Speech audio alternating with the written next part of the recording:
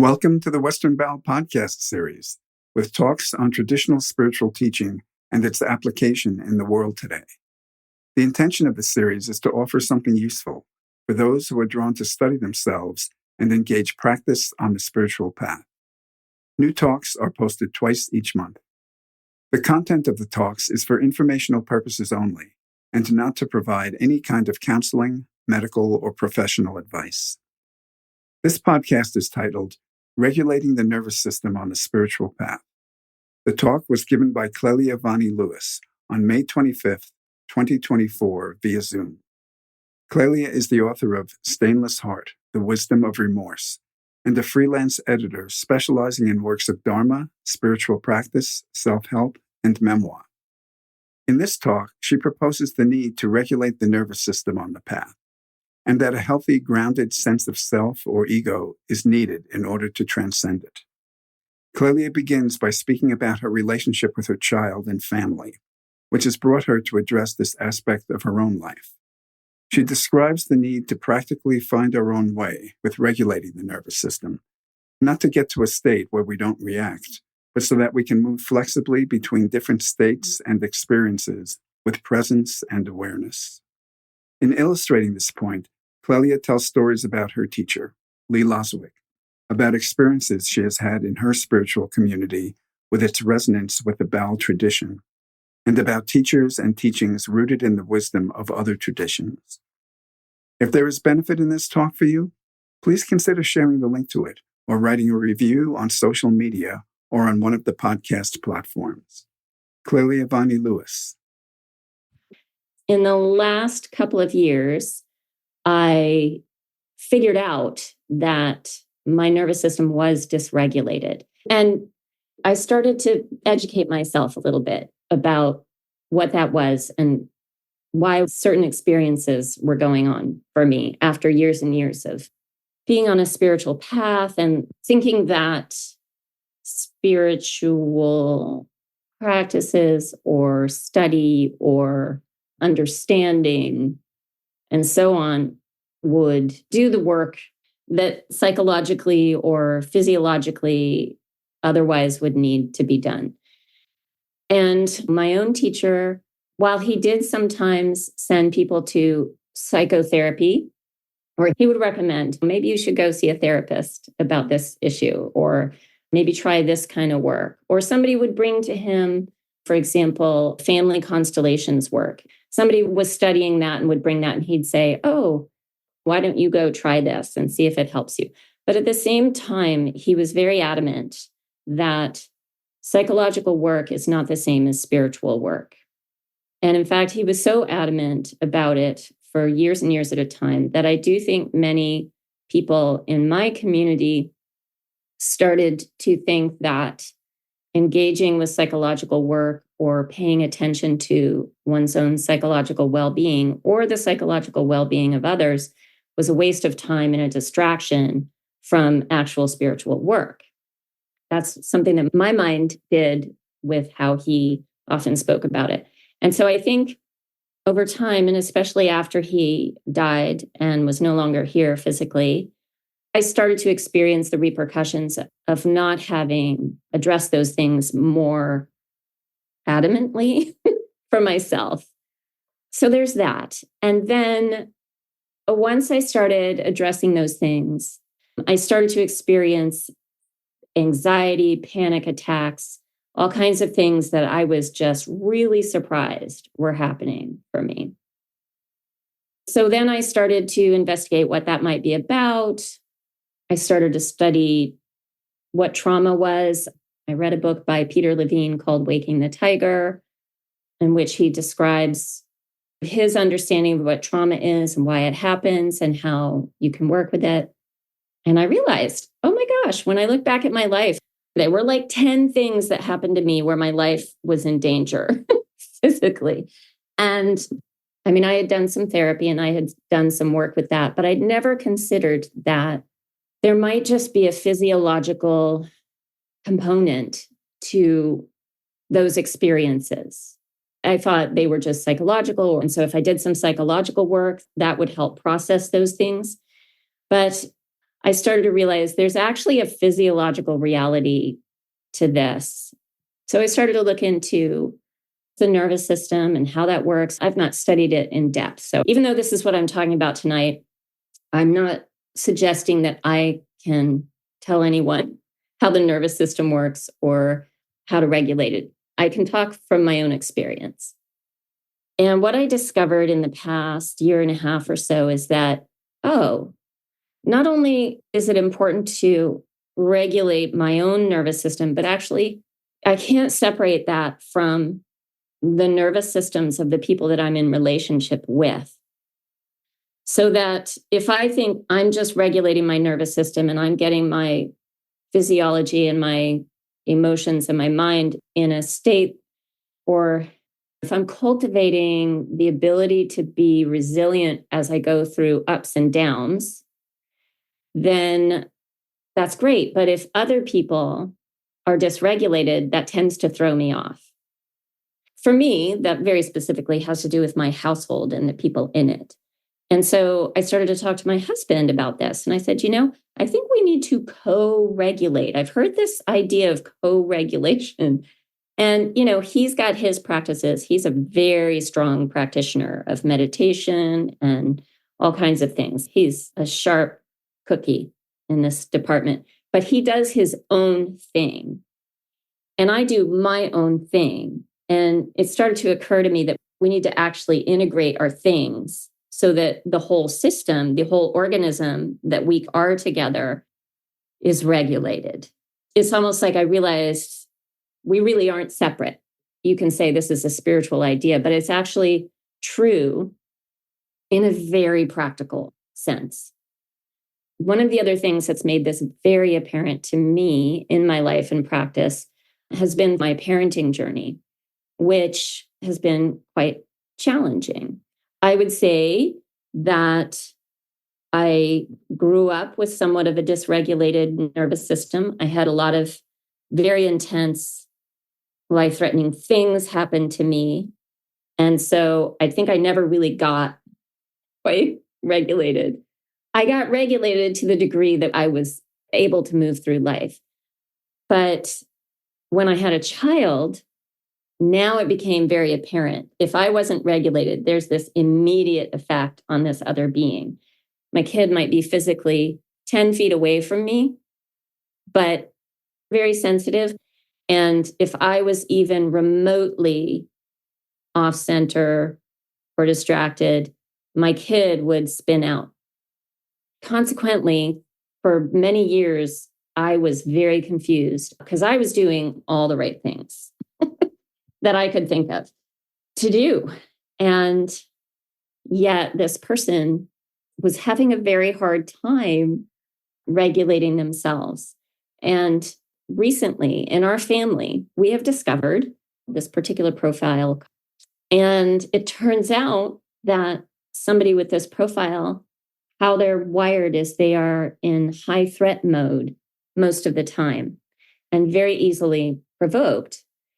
And just the discovery of this has been so profound and life-changing for all of us, for our family, because it gives us a way to contextualize things that have gone on for each of us individually and also together, and not look at them with judgment, but look at them as this is just how we're wired up here.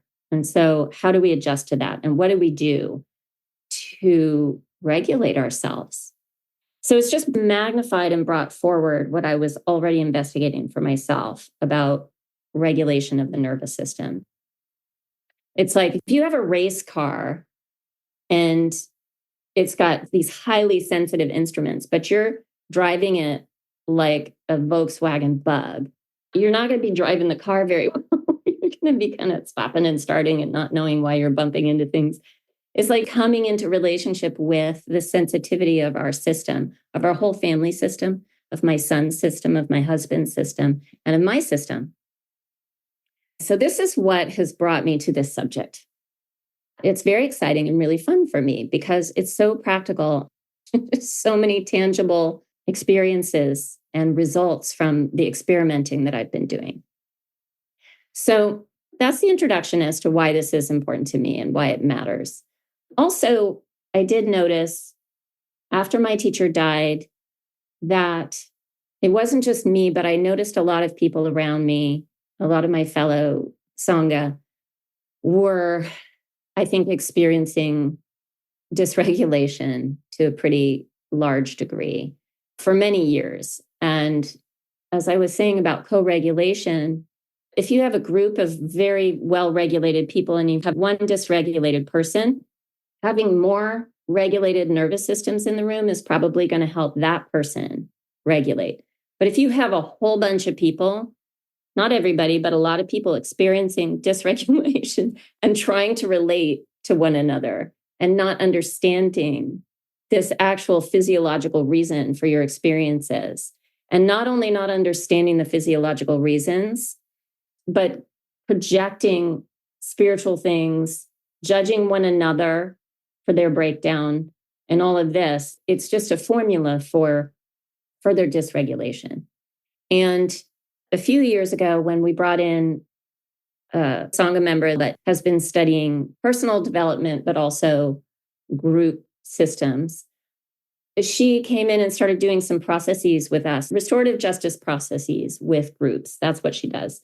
And we started doing this work. And in these circle processes that we were doing, it became very apparent to me that we were regulating our nervous systems by following these really simple protocols as a group, by agreeing how we were going to communicate, by speaking only one person at a time, and several other of these sorts of very simple protocols in how we were being and speaking with one another.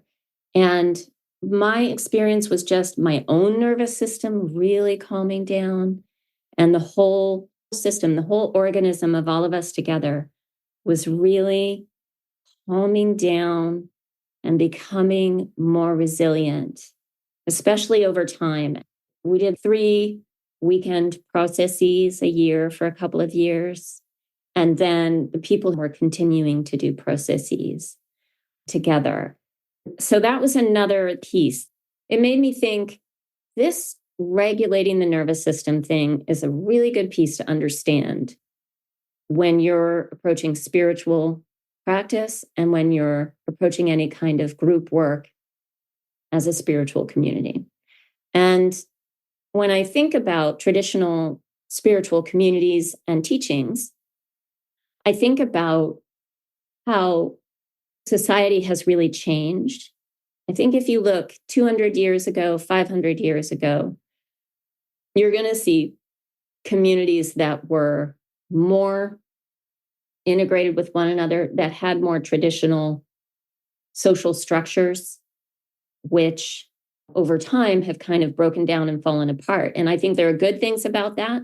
But I think also there's a situation that in our modern world, we don't have the kinds of family and tribal traditions and cultures and just ways of being together that I think naturally produce co-regulation. Obviously, I'm not an anthropologist, so I can't say that's for sure. This is just me and my thought process around it. And so that's why I think understanding it in a modern context and being able to relate that to one's spiritual practice is very useful. So, for example, in my school, my community, when I first came around, there was a booklet that described all the different practices. You have meditation, you have dietary practices, you have suggested relationship practices, you had exercise practice, you have breath practices, you have prayer practices, mantra practices. Anyway, I'm leaving others out. A lot of practices. And sometimes it would feel like, oh, I should do these. And it's overwhelming, the number of shoulds involved here. But I look at it now from the perspective of all of these things seem to me like they could potentially be nervous system regulating practices. That wouldn't be the point of the practices, but that would be one aspect of them that would support one's spiritual journey. And I think this is so important, specifically on the spiritual journey. I think it's important just in ordinary life to have a well-regulated nervous system so that you can thrive and, just live a good life. But I think what spiritual work has the potential to do, and what the point of it is to allow for the consciousness that's showing up here in the body to disidentify with being just this separate thing and transcend that and come into relationship with a reality that's much larger than that. And in order for that to take place without the individual organism going into panic, I think you need to have a grounded sense of self, both physiologically, emotionally, and mentally, psychologically. I've come to feel that you actually need a healthy, grounded ego in order to be able to transcend it. And my own experience has been of having a fairly dysregulated system. And so I think that's been a challenge for me in engaging my spiritual practices to the depth that I would like to. So I hope all that makes sense. And even though I'm not a scientist and I'm not a biologist and I'm no expert in the nervous system, I just wanted to briefly say what the nervous system is, as I understand it. It's the information system that sends messages back and forth between different parts of the body via electrical and chemical signals, activating or relaxing physiological processes as needed. So the nervous system keeps everything in the individual organism working together in a synchronized way. All the physical processes, but also those are tied into our emotions and also our psychology and so forth. All those things that allow us to survive as an individual organism require this information system to be in order and working. A well-regulated nervous system, therefore, is able to move through different states of arousal, whether positive or negative, and return to a calm, balanced state. So a well-regulated nervous system doesn't mean that you have to have everything in your life go a certain way so that you can always feel relaxed. It's that the nervous system is actually capable of experiencing all the multitude of things that can occur in a life and come back to a balanced state. An example that I read in Peter Levine's book about trauma was of a gazelle. So picture a gazelle in the Serengeti, and the gazelle is being chased by a lion. And the lion even gets so close to the gazelle that it's about to latch onto that gazelle's leg. And the gazelle is running really fast, but it's also able to kick that lion really hard. And actually, the lion gets hurt by that and goes away. So the nervous system of the gazelle is what, in a synchronized way, started washing the system through with electrical impulses and chemicals that would allow it to now suddenly go at super speed, be super strong, and maintain that as long as it took, or as long as it could, to be able to get to safety. That heightened state is not something that the gazelle can sustain all the time. That would break the physiological system down. So what happens is, once the danger is past, all those things are still happening in the system. And so what you see the gazelle do is it's still running around. It's like running around in circles, jumping up and bouncing off of things. And it does that until those impulses start slowing down. And once those chemicals and those electrical signals start to wash through and complete what they needed to do, and so the body stops producing them, and now they're settling down. Now the body goes into this shivering, shaking thing and sweating profusely. And at that point, for gazelles, what happens is that gazelle is now in this very vulnerable state because it's not in the heightened state anymore, but it's not completely back to balance. And the other gazelles in the herd will surround that gazelle and stand really close to it while it re-regulates itself. And once that's all done and the gazelle is fine, it's going to start kind of saying, okay, I'm ready to go. And it just goes back and the gazelle is fine. And what Peter Levine was saying was that wild animals, that's not to say domestic animals, but wild animals in a natural setting do not appear to manifest what we would call trauma symptoms and what we experience as human beings as trauma symptoms. And what he said is the reason for that is that they have these natural things that occur that allow those processes, those chemicals to complete, those impulses to complete.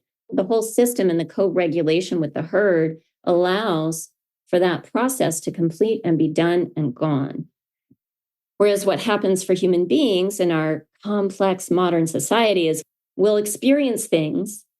And the problem is not that we experience these traumatic things, it's that generally speaking, this is his proposal, is that we're not able to complete those processes because we don't have places in our culture and in our communities where we recognize that, have a place for it.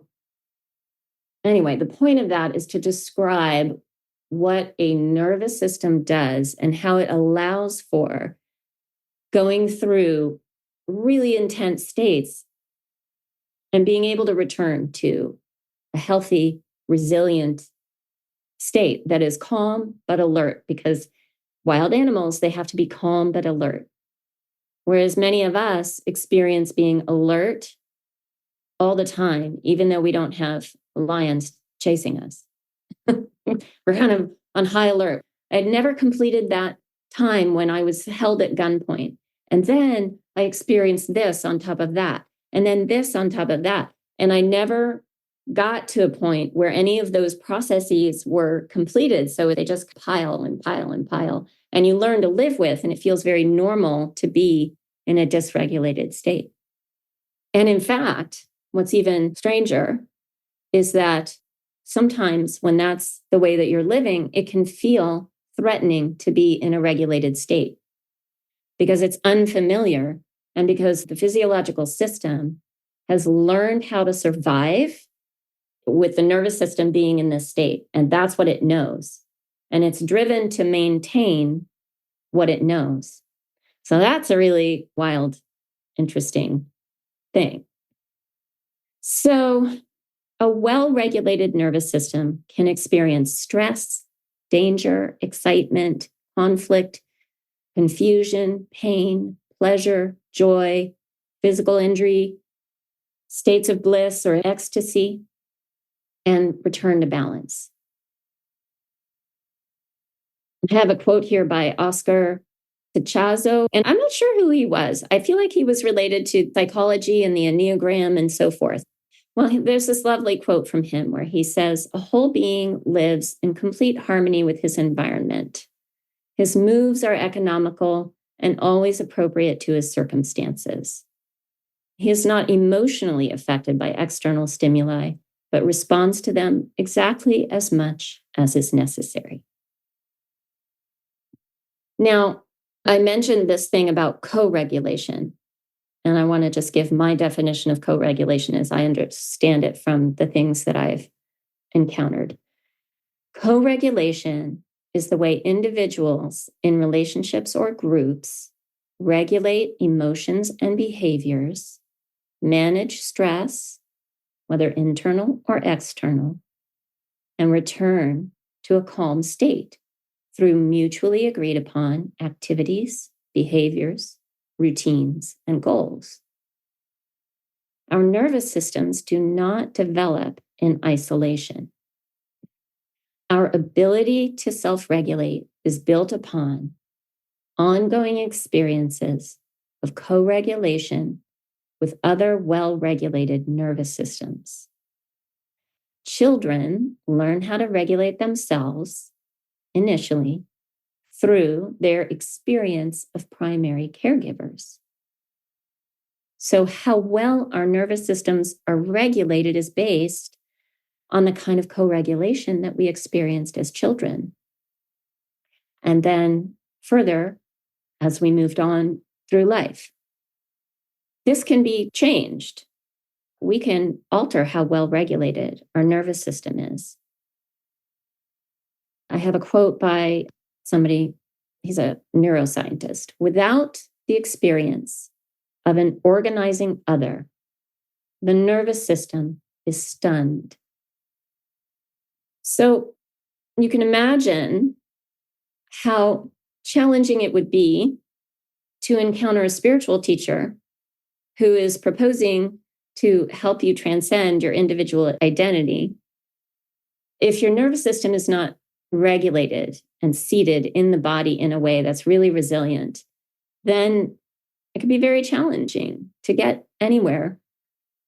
Or you might for a while and then find yourself kind of going down a cul-de-sac because of this. Yeah, I think that's the main gist of what I wanted to talk about. And I would be interested in if anybody has anything to say or add or ask, if we want to dive into any aspect of this. I've done the conscious parenting. I've read that book 4 times, and I have a 3-year-old son. And this talk for me is so relevant on many, many levels. But I think the point that I want to bring here tonight is I've discovered that when I'm around him, because he's always around me, it dysregulates me. And he's obviously looking for me to regulate him. And I don't know in the moment how to get myself regulated in that split second where I have to move my attention outward to inward and try to maybe split to try to calm myself down when there is such a pull externally for my attention because I'm on high alert. So I'm trying to manage what's in my field and I forget about myself. I forget about my nervous system. And what I find is that I'm basically trying to repress everything that I'm experiencing in that moment and trying to act like I'm calm and I'm trying to act like I have it all together. But in reality, I'm vibrating on the inside because I just need to be alone and try to fix myself. I just want to put that on the table. I am so glad you brought that forward, especially because you've been conscious parenting. And so you have this ideal of how you think you're supposed to do it. I want to share with you that on my parenting journey, I had these ideals and these ideas about the best way to do it. So I think I was dysregulated. And because I had this spiritual idea of what I was supposed to be doing, and I had all these high ideals, I continually blamed myself for not being able to measure up to this idea of what conscious parenting should be. And after 14 years, I am now really clear that there is no black and white how to parent. My teacher was an advocate for children, but his specialty was the spiritual domain and understanding the ego. And whatever his students were doing, whether it was parenting or cooking or making music or writing books or doing some other project, his job was to point out the activity of ego in the middle of that and give us opportunities to see it. His job was to be the guru function. Now, that doesn't mean that he knew exactly how to raise children in general, nor did he know what in anybody's specific case would be the best things to do. If you knew him in person and he would respond to you, it would be very specific, and it would be very specific to your circumstance, your process. So I am a firm believer that there is no right way to do it. And also that a single parent trying to be everything for a child is a setup and is not fair to the child at all, nor to the parent. And I think that everybody has to find what works for them. For me, what I discovered was I needed to figure out, what do I need to do to be grounded? And what do I need to do to feel good as a parent? And one of the things I needed to do was to find other parents that I could talk to who wouldn't tell me what I was spiritually supposed to do, but who would just be able to listen to what I was struggling with and could share what they were struggling with. And we could just be with each other and accept each other. And that was very regulating. So I think that raising children consciously, I put that in air quotes, really requires a village. And if we don't have a village, we do what we can to cobble one together. You know? I mean, how do we do that? I think we do that through developing supportive relationships with other adults where there's not judgment. I just think that's so important. So when you're describing, oh, how do I split my attention? I think you find what soothes you, what works for you. Do you need to have your child watch a video right now? I had this ideal of never having my child watch a video. But you know what? If that keeps them engaged so that you can go take a warm bath and calm yourself down, that is absolutely the best thing to do. It's very practical and it's very specific to you. And I think also, for me, I don't beat myself up for not having had a regulated nervous system because I have what I have. This is the material we're given. And I think the consciousness aspect is about how we are with what arises, including ourselves. So it's not about getting anything perfect or right.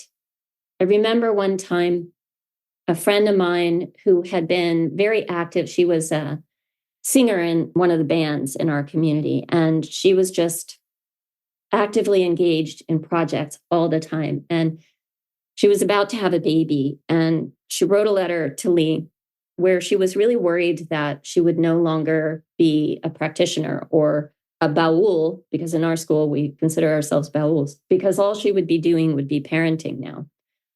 What Lee did was he read this letter, or he mentioned it in a talk, and he said, being a baul doesn't have anything to do with being a singer or doing this or doing that. He said, you could be completely paralyzed in a hospital bed. And it's the consciousness you bring. That's what makes you a baul, whatever it is that's going on.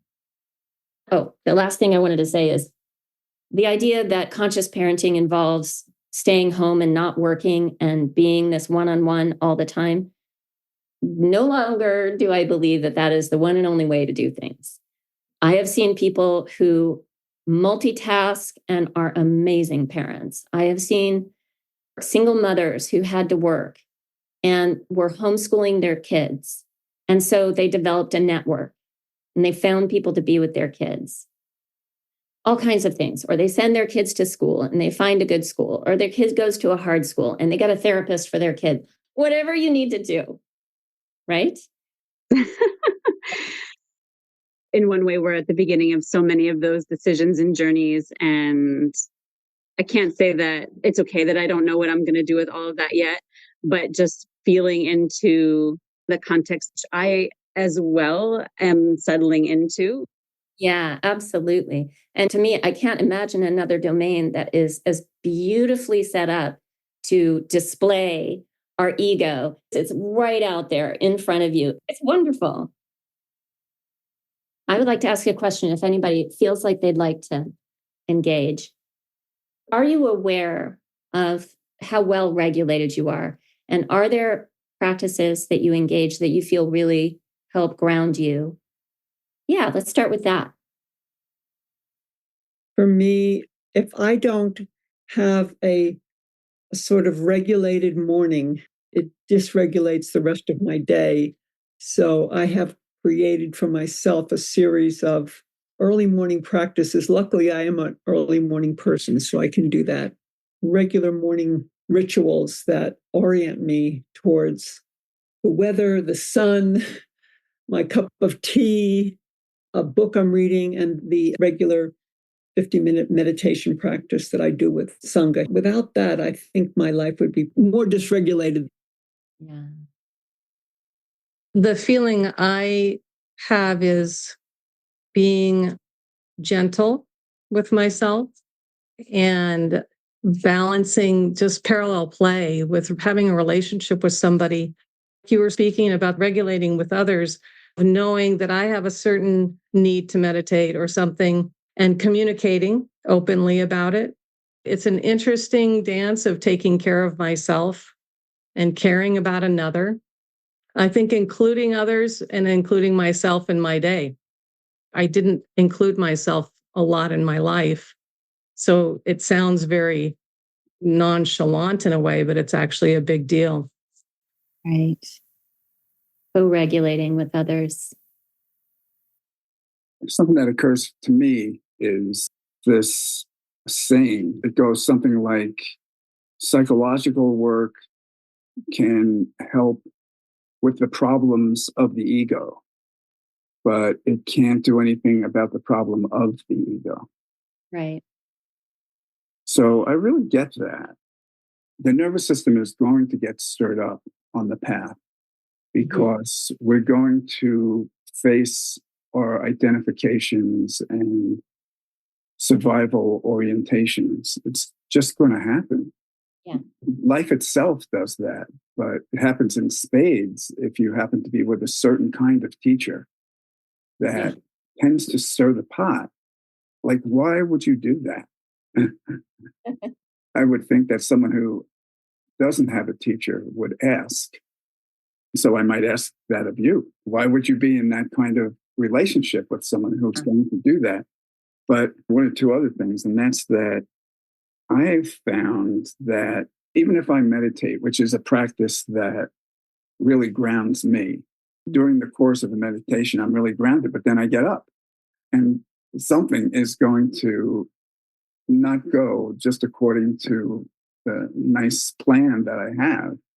And my reactions get triggered. It's so important to me at this point not to have any shoulds and to remember, if I can't actually do it organically, to remember that the practice is to accept what is as it is. And that includes myself. Yeah.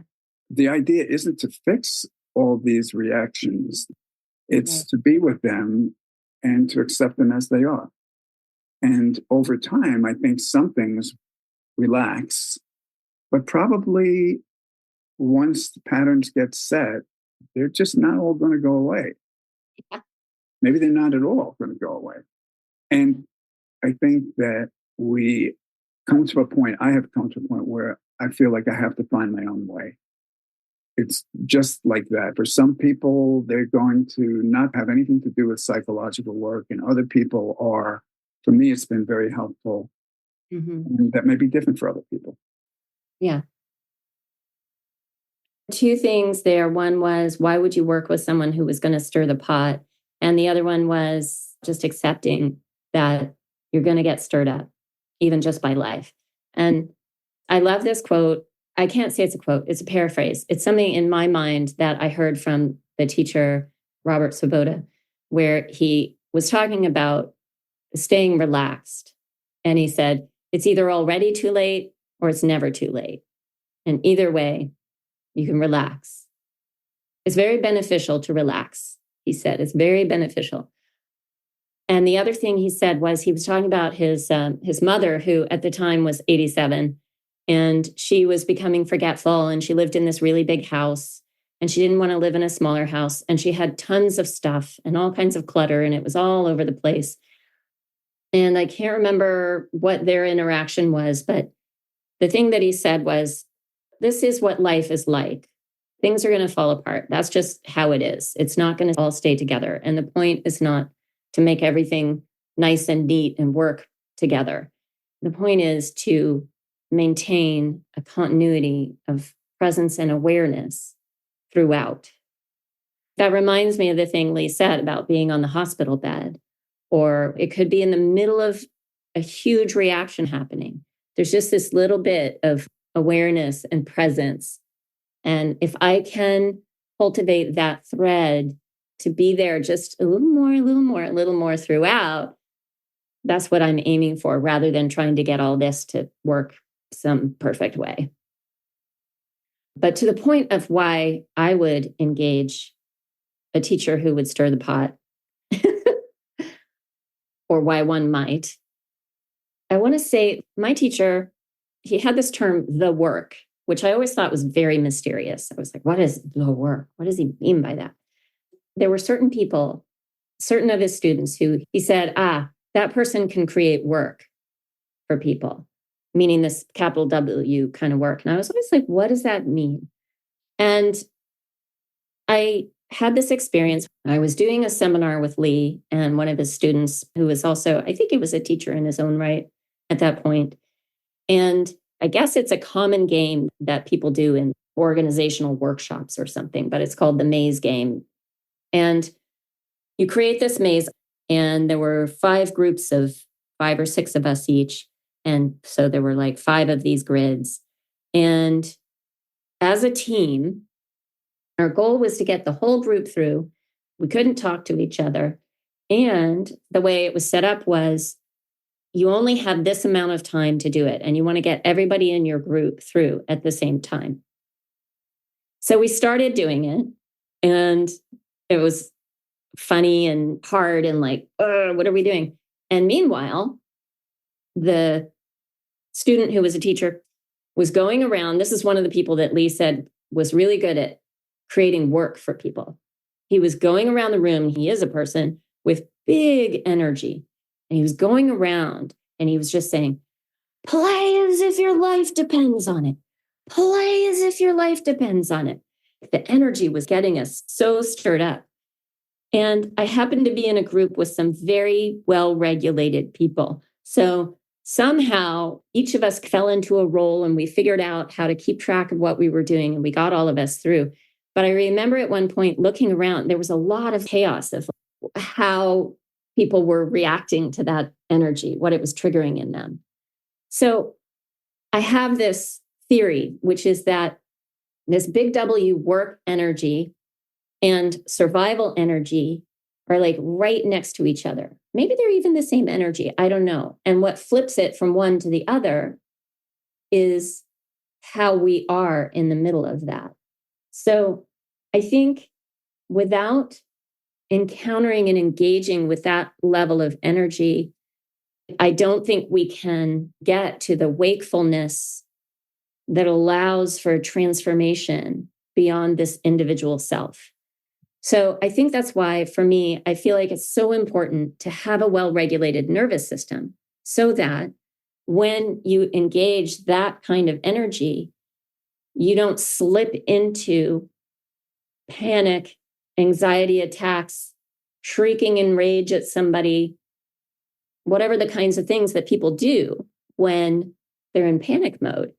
And I think that's possible. And so it's not about never having emotions or never, it's not about that at all. It's about this fine line and being able to engage with that energy, figuring out what do I need to do in my organism so that I can engage that energy. It seems like we need a lot of energy to really walk the spiritual path. And left to our own devices, most of us will opt for comfort and ease all the time. That's different from relaxation, is what I'm sensing. Yeah, I think so. In the midst of work, for me, what I had to include was intimacy. I had to understand that what if work was the ability to be intimate? And generally, I would leave out the feminine in the work. Come on, play as if your life depended on energy. And all of a sudden, I realized for me, the intimacy was where I was going. So how does this all fit together? I leave it at that. I think that what survival ego mind does with that intensity is it tries to dominate, to compete, to sometimes sabotage, destroy, under the guise of I'm engaging spiritual capital W work. That is a real puzzle. But I think that occurs if we haven't really managed and worked with the psychological realm. John Wellwood, the term he coined was spiritual bypassing. So psychological work is not the same as spiritual work, but when there are unowned pockets of our survival mechanism, then when we engage with that kind of energy, it can really go sideways. Even spiritual teachers who are highly developed, but they end up abusing power in one way or another. It can cause psychological breakdown in people, which prevents them from being able to do their spiritual practice. So you're describing intimacy. Chogyam Trungpa talks about warriorship as being this incredibly gentle open-heartedness. And when you say intimacy, it reminds me of that. It's really in relationship with others in an open way where you don't just bash people over the head and you don't bash yourself over the head. That's not skillful means, the other term that Trungpa uses. He's talking about developing skillful means, and a quality of gentleness and soft-heartedness is a part of that. So it's that wakefulness and that energy joined with this gentle open-heartedness. For me, I think it would be a mistake to throw out that energy of wakefulness. So the question for me is, how do I develop the resilience so I can engage with that wakefulness without causing breakdown?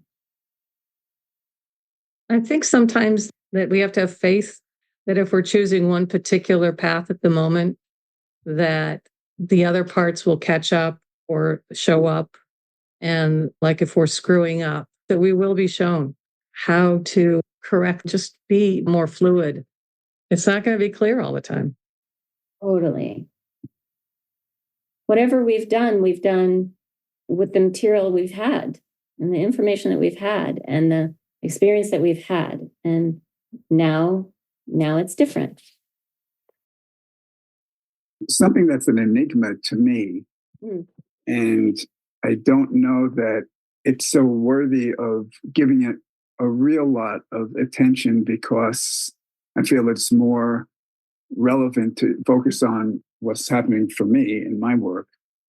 But one thing that I look at and wonder about is how people who have been acknowledged as having had some spiritual transformation seem to have a different relationship to the fight or flight mechanism.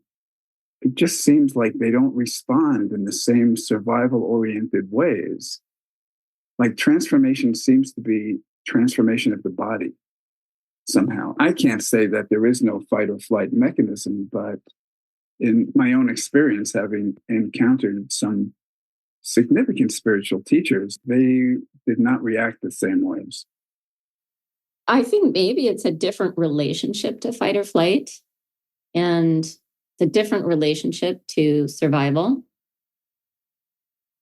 In the latest issue of Sahaja magazine, there's a transcript from Lee. In that transcript, he's talking about not operating from survival. But he says, I want to be clear, if your child is about to walk into a busy street, you go and you get them.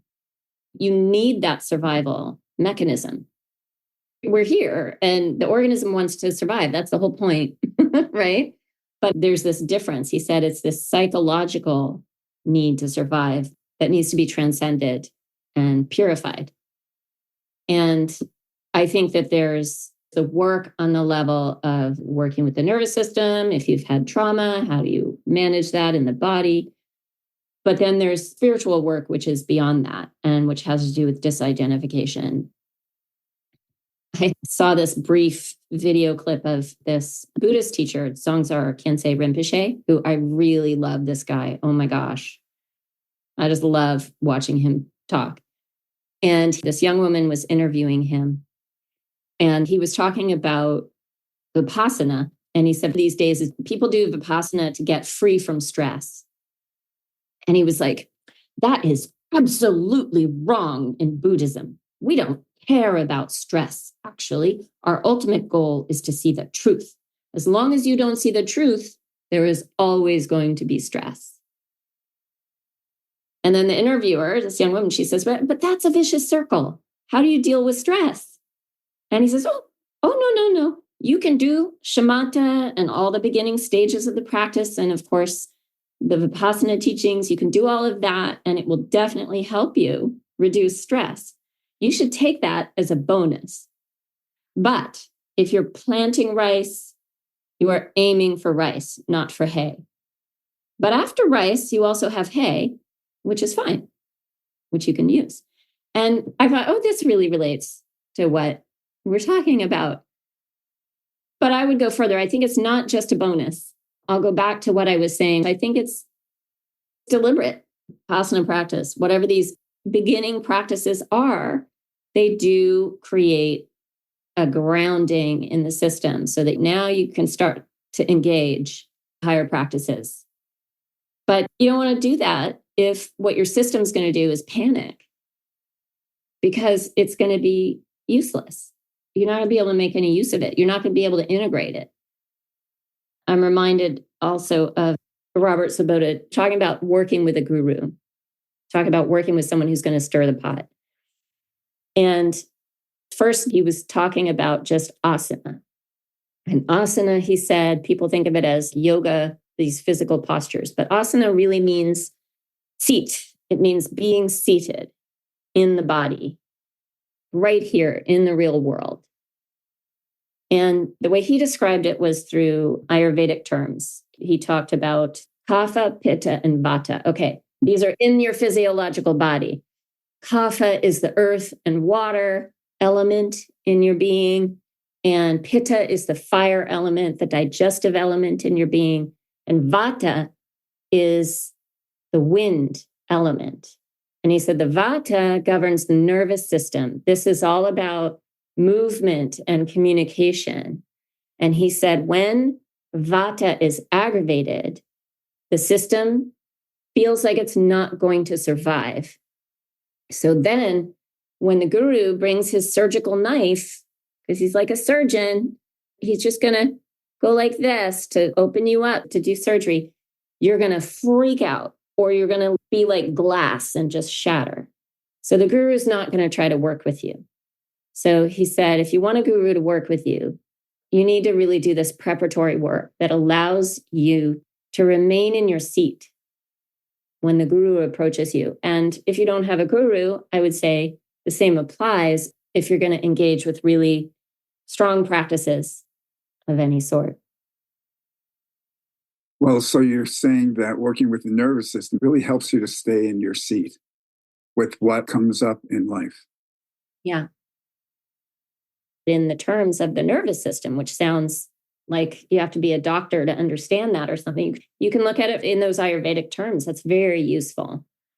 And there are probably other ways to describe it too. I just know that for myself, it's helped me to pay attention to my body and the signals in my body and not try to escape those, and just pay attention to the signals in me, signals in my husband, signals in my kid.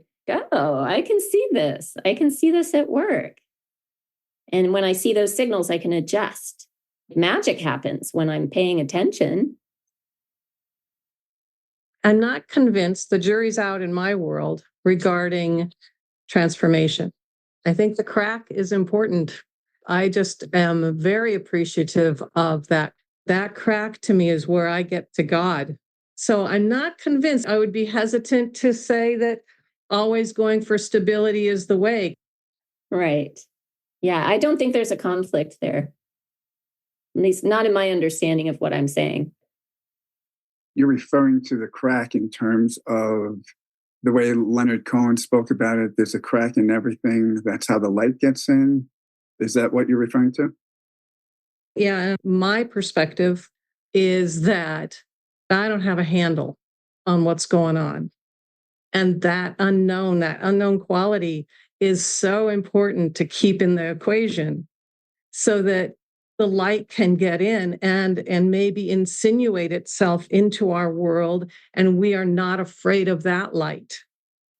Yeah, I would say because I've had the extraordinary blessing of being around my own teacher, of meeting Arnaud Desjardins in person, and of meeting my teacher's master, Yogi Ramsara Kumar. My experience of those people is that they were living in that unknown, but they were not ungrounded people. They were not freaking out all over the place. They were elegant, powerful. So I think there's not a contradiction, because what I'm describing is not to get lost in or focus on the nervous system by itself.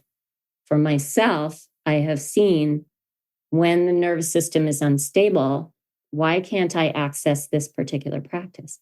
Oh, it's because this is taking up too much space over here, and I need to address it.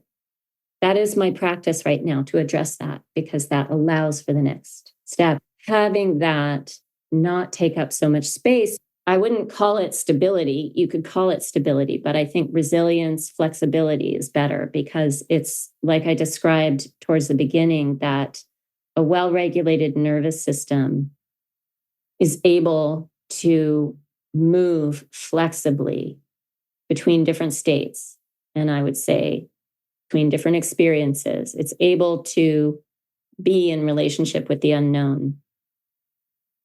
The nervous system isn't. The nervous system is just the cup that the awareness is in, that's able to experience that.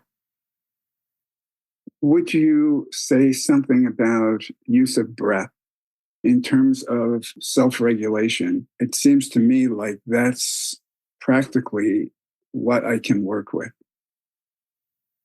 Well, working with the breath is very consistent throughout different spiritual traditions. And working with the breath is a very important part of working with the nervous system. Our breathing, that's governed by the nervous system.